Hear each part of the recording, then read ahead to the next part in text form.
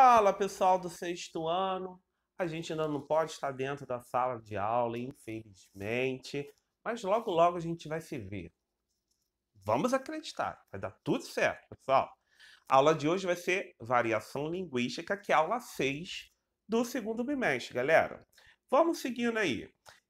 Primeiro, para a gente falar sobre variação de linguística, a gente tem que ter noção do que é a situação comunicativa, tá?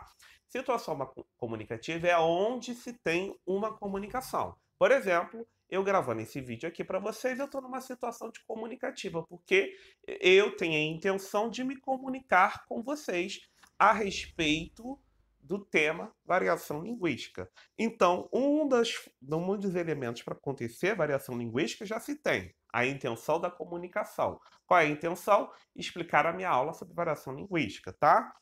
Outro, tem os interlocutores, que são quem fala, que a gente chama de emissor, e quem recebe a mensagem, que a gente chama de receptor. Se a gente tivesse uma conversa aqui, toda hora iria se trocar, né? Se tivessem pessoalmente. Por quê? Eu falaria, vocês ouviam, vocês falariam comigo e eu ouvia. Então, os interlocutores seriam um emissor e um receptor. E, numa conversa, se troca, tá? Tem outro ponto aí da situação comunicativa. O suporte é onde acontece essa situação comunicativa.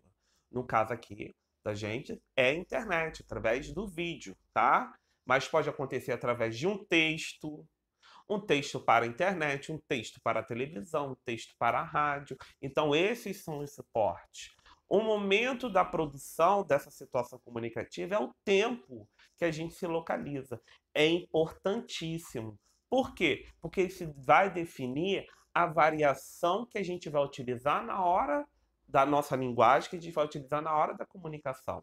Só a gente lembrar lá, será que quem falava lá em 1910 ainda continua a mesma forma de falar de hoje? Modificou, porque algumas palavras se modificaram ao longo do tempo, né? Então, algumas formas de falar foram modificadas. Então, o momento da produção é importante para a gente definir qual variação, conforme a gente vai variar a língua para a gente entrar numa situação comunicativa, ok? E o gênero textual. Bom, a gente viu a notícia, a entrevista, a gente viu que tem características de se fazer esses gêneros textuais, né? Então, no caso do gênero textual, é importante a gente saber, porque disso também vai se variar a língua, tá? Entendido a situação comunicativa, vamos seguindo.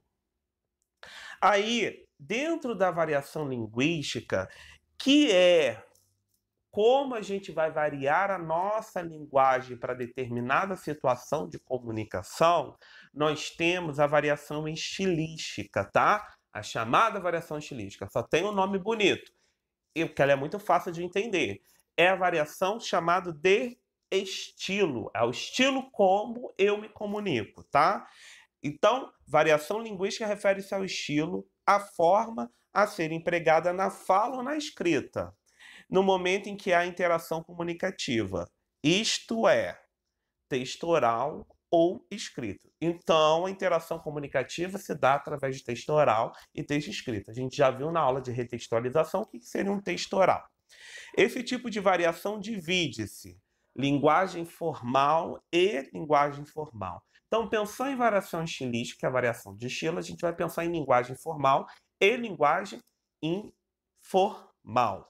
Vamos ver o que é cada uma dessas linguagens? Vamos seguindo aí, tá? Então, linguagem formal, na variação linguística, o que é? Me acompanhe do lado esquerdo. A linguagem formal, também chamada de linguagem culta, está pautada no uso correto das normas gramaticais, bem como na boa pronúncia das palavras. Então, todas as vezes que eu variar através do estilo para aproximar com a gramática normativa, né? E como a gente, por a boa comunicação nas nossas palavras, a gente está variando a língua na linguagem formal, na linguagem culta. É só a gente pensar. Será que numa entrevista de emprego a gente vai utilizar qual tipo de linguagem? A linguagem formal. Por quê? porque a gente está numa interação de comunicação na qual a gente está sendo avaliado a nossa forma de falar, de se expressar. Então, a gente vai botar a nossa língua próximo à gramática normativa, vai utilizá-la, vai evitar os erros de português e vai querer pronunciar de uma forma boa as palavras.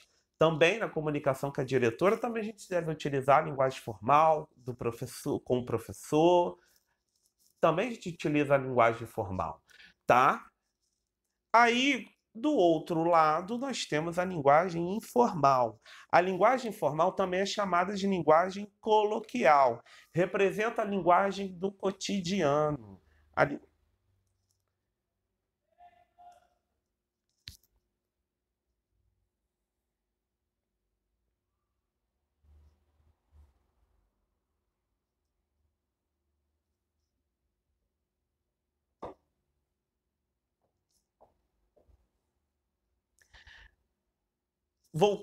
Representa a linguagem do cotidiano, a linguagem do dia a dia, tá?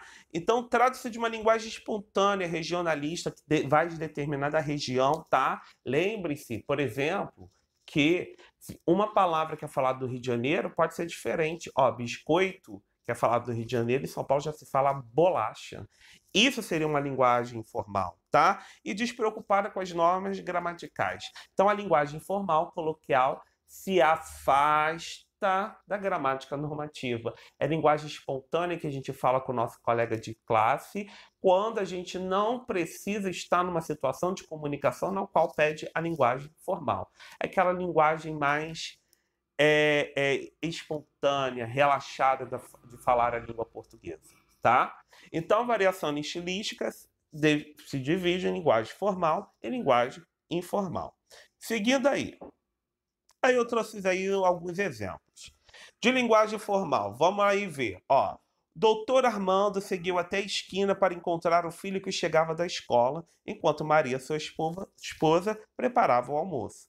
Quando chegaram em casa, Armando e seu filho encontraram Dona Maria na cozinha preparando uma das receitas de família, o famoso bolo de fubá cremoso, a qual aprendera com sua avó Carmela. Bom, por que esse exemplo está na linguagem formal? A gente não vê aqui erros de português, marcas de um texto oral. Então, está mais próxima à gramática normativa e a boa utilização das palavras e dos recursos gramaticais. Então, a gente tem a linguagem formal. E, no outro lado, a gente vai ter a linguagem formal. Vamos observar? O doutor Armando foi até a esquina esperar o filho que chegava da escola. Nisso, a Maria ficou em casa preparando o almoço. Quando eles chegaram em casa, a Maria estava na cozinha preparando a famosa receita da família boa pra caramba, o bolo de fubá cremoso. Aquele que ela aprendeu com a senhora Carmela anos antes da gente se casar. Olha aí algumas expressões que não tem na gramática normativa, só tem apenas na língua cotidiana, na linguagem espontânea, muito falado, inclusive em textos orais, em diálogo entre pessoas. Então, por isso que a gente tem a linguagem formal. Por exemplo, com, só existe na fala. Casar, só existe na fala. Pra, só existe na fala. Em texto escrito, não existe. É para, ok? É casar, ok? Então, por isso que é a linguagem formal ou coloquial, tá? Então, galera, essa foi a variação estilística dividida em linguagem formal e informal. Chegamos ao nosso fim, a gente se vê em breve, pessoal. Tchau, tchau.